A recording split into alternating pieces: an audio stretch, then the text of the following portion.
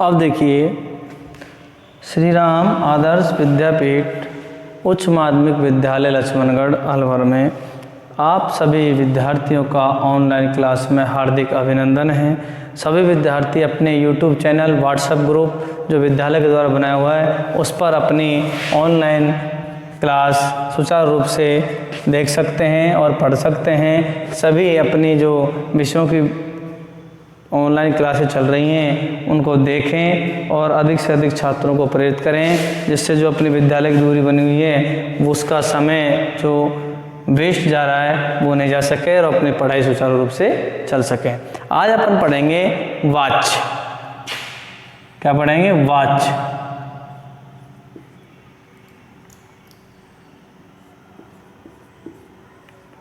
वाच्य में देखिए, वाच्य है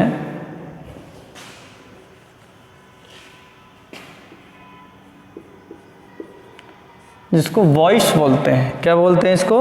वॉइस बोलते हैं। वाच्य में देखिए, सबसे पहले वाच्य कहते किसे हैं?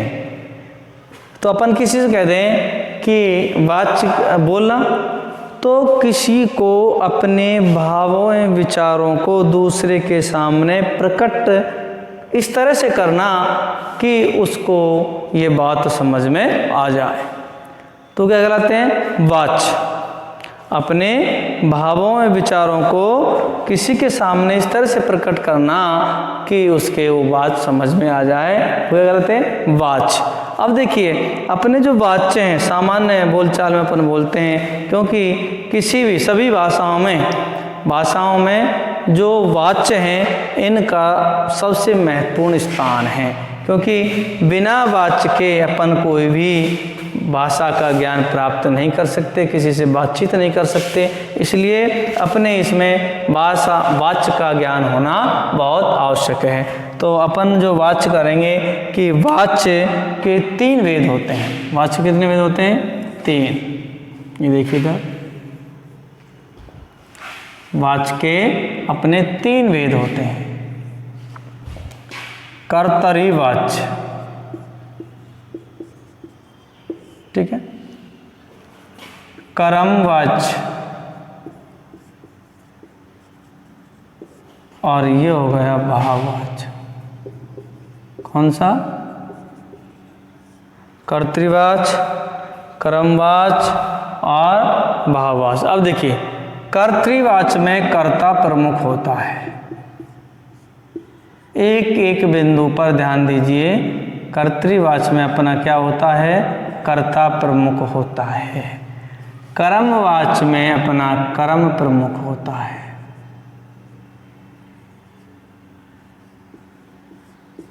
और जो भाववाच्य है इसमें भाव की प्रधानता होती है। भाव क्या होता है? प्रमुख होता है। अब देखिए, कर्तृवाच्य है, अपन इसे बोलेंगे कर्ता प्रमुख होता है। लिंग, वचन, पुरुष, लिंग, क्रिया, ये बिंदु हैं। लिंग, वचन,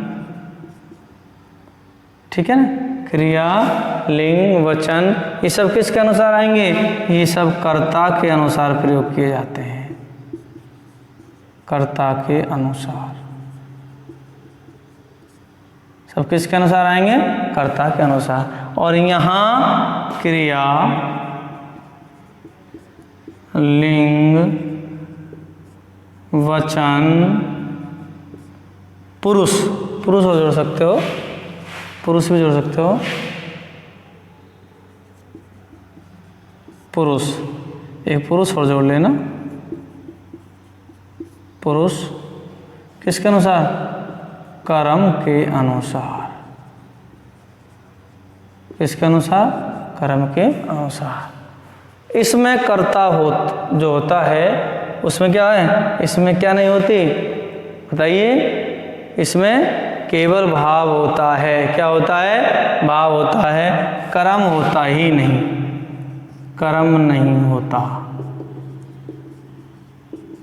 केवल क्या आती है, भाववाचक में भाव के अनुसार ही अपने जो है वो अपना प्रयोग होता है क्रिया। अब देखिए इसमें जो होता है कर्म होता ही नहीं, जो भी क्रिया आएगी वो किस में होगी, प्रथम पुरुष एक वचन में होगी। किस में होगी, प्रथम पुरुष एक वचन। किस में होगी, प्रथम पुरुष एक वचन।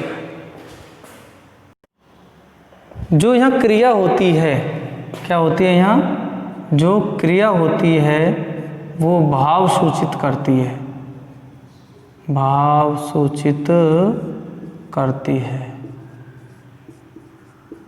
ये अकर्मक धातुओं से होती है। कैसी, अकर्मक, जिनमें कर्म नहीं होता, अकर्मक धातु, कर्म नहीं होता। ठीक है, प्रथम पुरुष एक वचन में होती है, क्रिया भाव को सूचित करती है। क्या करती है, केवल भाव सूचित करती है। क्या करती है, भाव सूचित करती है। अब देखिए अपने जो कर्तृवाच्य है इसमें कर्ता जब वाक्य बनाएंगे तो कर्ता में प्रथमा, कर्ता में क्या आएगी, प्रथमा विभक्ति, प्रथमा विभक्ति आएगी। ठीक है, और लिंग वचन क्रिया जो रहेंगी, जो उनसे रहेंगे उसमें बताएंगे कर्म, कर्म में हमेशा द्वितीय विभक्ति आएगी। क्या आएगी, द्वितीय। ठीक है, क्रिया कर्ता के लिंग पुरुष वचन के अनुसार आएगी। किसके अनुसार आएगी, कर्ता के लिंग पुरुष और वचन के अनुसार आएगी।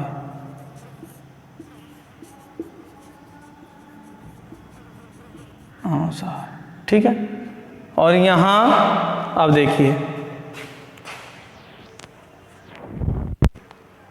यहाँ जो कर्ता है कर्मवाच्य में, कर्ता में तृतीय व्यक्ति होगी। कौन सी होगी, तृतीय व्यक्ति होगी। कर्म में प्रथमा व्यक्ति होगी। ध्यान देने की बात है, कर्म में क्या आएगी, प्रथमा व्यक्ति। और जो क्रिया आएगी वो कर्म के अनुसार आएगी। किसके आएगी, अनुसार आएगी। और यहाँ क्रिया किसके अनुसार आएगी, केवल भाव को सूचित करेगी। और प्रथम पुरुष एक वचन में या नपुंसक लिंग एक वचन में ही क्रिया होती है। ये अपने किस में है, या तो प्रथम पुरुष एक वचन में आएगी या नपुंसक लिंग एक वचन। ध्यान रखना, ये अपने वाच्यों में प्रमुख बातें हैं जो ध्यान रखने योग्य हैं। अब देखिए कर्तवाच्य के तीन भेद होते हैं, कर्तृवाच्य, कर्मवाच्य और भाववाच्य। कर्तृवाच्य में कर्ता प्रमुख होता है, कर्मवाच्य में कर्म प्रमुख होता है, और भाववाच्य में केवल भावों को ही महत्व दिया जाता है। कोई क्या नहीं होता, कर्म नहीं होता। जब कर्तृवाच्य का वाक्य बनाते हैं, कर्तृवाच्य में क्रिया लिंग वचन पुरुष कर्ता के अनुसार आता है, और यहाँ कर्म में क्रिया लिंग वचन पुरुष कर्म के अनुसार आती है। और अकर्मक धातुओं में कर्म नहीं होता, कर्म नहीं होता। यहाँ जब वाक्य बनाते हैं कर्ता में प्रथमा व्यक्ति लगाते हैं, और यहाँ कर्म में द्वितीय, क्रिया कर्ता के लिंग पुरुष वचन के अनुसार आती है। और यहाँ जब भाव में आएंगे तो कर्ता में, इसी तरह कर्ता में तृतीया, तृतीय विभक्ति। ठीक है, कर्म में लिखेंगे होता ही नहीं, इसमें कर्म क्या है, होता ही नहीं। क्रिया क्या लिखेंगे, जो अपन ने लिख रखे ऊपर, किसके अनुसार आएगी, प्रथम पुरुष एक वचन और नपुंसक लिंग एक वचन में। प्रथम पुरुष एक वचन और नपुंसक लिंग एक वचन।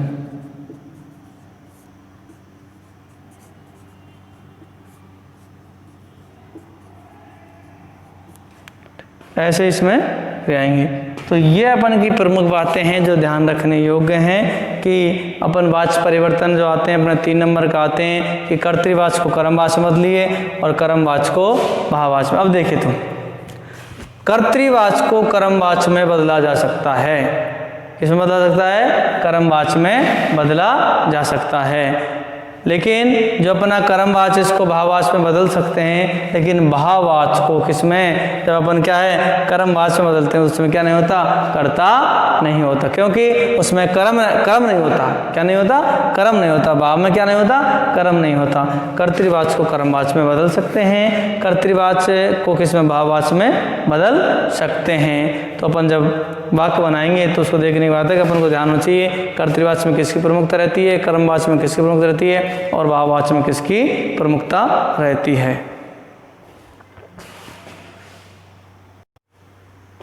अब देखिए वाच्य परिवर्तन कैसे करेंगे वाक्य में। राम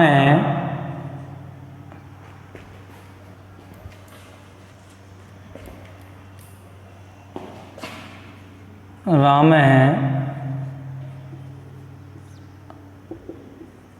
पुस्तकम पठती।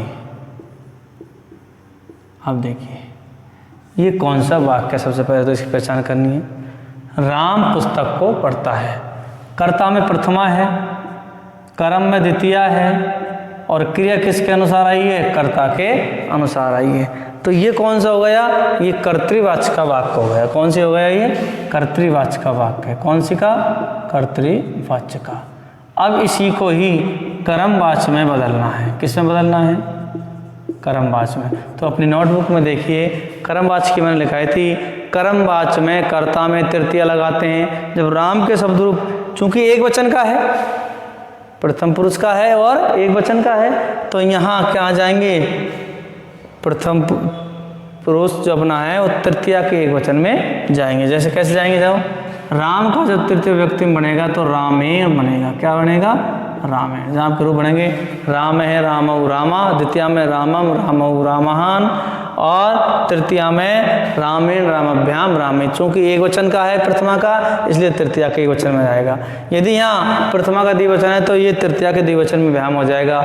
यदि ये प्रथमा का बहुवचन रामा है तो यहाँ करके क्या हो जाएगा? रामई हो जाएगा। जौन से वचन में है उसी के वचन में ये बदलेगा। प्रथमा का है तो तृतीया मतलब रामेण। अब देखिए अपन क्या था, कर्म में क्या आती है हमेशा? जब वाक्य कर्मवाच्य में कर्म में प्रथमा विभक्ति होती है। कर्म में कौन सी होती है? चूंकि यहाँ द्वितीय लग रही है। अब पुस्तकम जो शब्द है वो प्रथमा में भी ऐसे रहता है और किसमें? द्वितीय में भी ऐसे रहता है, इसलिए प्रथमा में क्या आएगा? पुस्तकम आएगा और पठ की जगह क्या हो जाएगा? पठयते हो जाएगा। ध्यान रखना, अपने नोट करने की चीज़ है कि जो अपनी क्रिया है वो दोनों में, कर्मवाच्य में और भाववाच्य में, क्रिया में क्या लग जाएगा? मूल जो धातु है उसमें यते जुड़ जाता है कर्मवाच्य और भाववाच्य में। ये बात ध्यान रखने की है। कर्मवाच्य और भाववाच्य में क्या हो जाते हैं? मूल धातु में यते जोड़ दिया जाता है। अब उसकी इसी को यदि भाववाच्य में बदलना हो, किस में बदलना हो? भाववाच्य में बदलना हो तो कैसे बदलेंगे? भाववाच्य में बताया था कर्ता में तृतीया, तो ये तृतीया लगा दी। क्या लगा दी? तृतीया लगा दी। ठीक है। कर्म होता ही नहीं, इसलिए इस कर्म को हटा दीजिए और केवल क्या कर दीजिए? रामेण पठयते। क्या कर दीजिए? रामेण पठयते। इस तरह से अपन को वाक्य बनाना है भाववाच्य में। केवल क्या होता है? कर्म होता ही नहीं, क्रिया हमेशा आत्मनिपदे में आती है और इस तरह से यते लग जाएगा भाववाच्य और कर्मवाच्य में। अब वाक्य आता है अपना कि त्वम, ये पहला वाक्य हो गया, त्वम पुस्तकम, तो तुम्हें ग्रंथ लिखा देता हूँ। त्वम ग्रंथम, ग्रंथम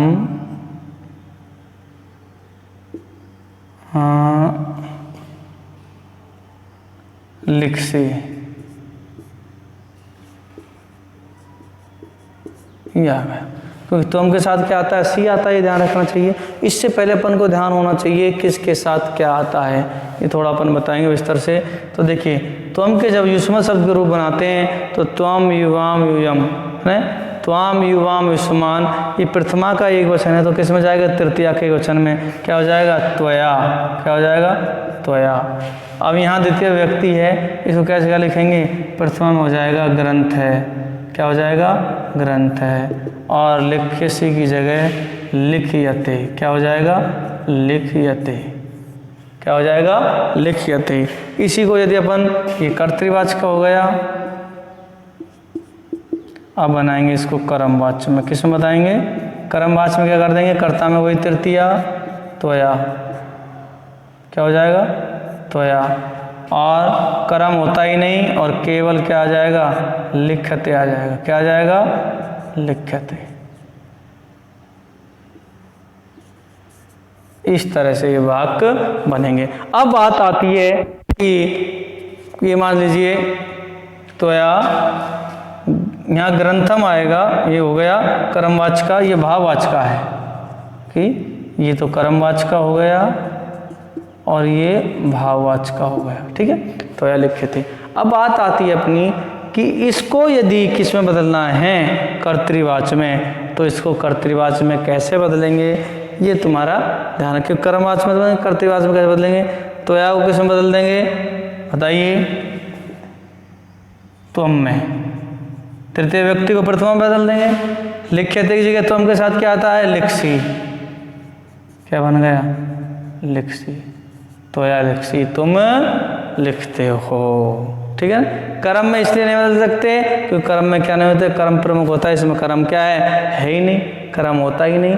तो ये है, यहाँ आ जाता है अहम पठामी, ये वाक्य आ जाता है अहम पठामी। इसका वाच्य परिवर्तन करिए, क्या करिए, वाच्य परिवर्तन करिए। तो क्या करेंगे, अहम के जब अस्मत् शब्द के रूप बनेंगे, अहम प्रथमा का एक वचन है तो तृतीया के एक वचन में चल जाएंगे, मया चल जाएगा, क्या आ जाएगा, मया। पठामा की जब मया के साथ क्या आ जाएगा, पठयते। मैंने बताया था जब वाच्य परिवर्तन करेंगे तो हमेशा क्रिया आत्मनेपदे में आती है। तो एक वाक्य, ठीक है, इधर दो वाक्य, ठीक है, और इधर तुम्हारा तीन वाक्य, ये तीन वाक्य हैं। इस तरह से अपना वाच्य परिवर्तन होता है।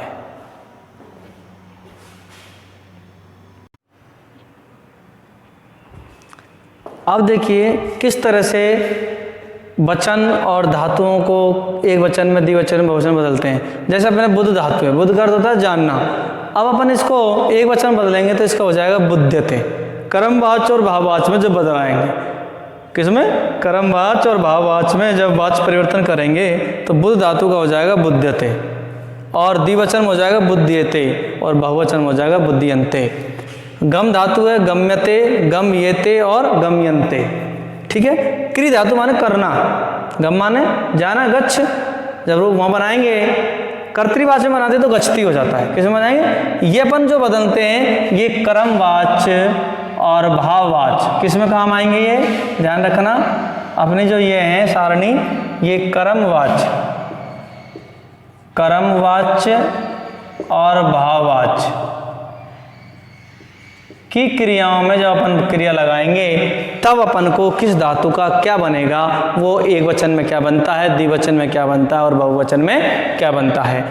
गम माने गच्छति हो जाएगा कर्तृवाच्य में, कर्मवाच्य और भाववाच्य में एक वचन में गम्यते, द्विवचन में गम्यते और बहुवचन में गम्यन्ते।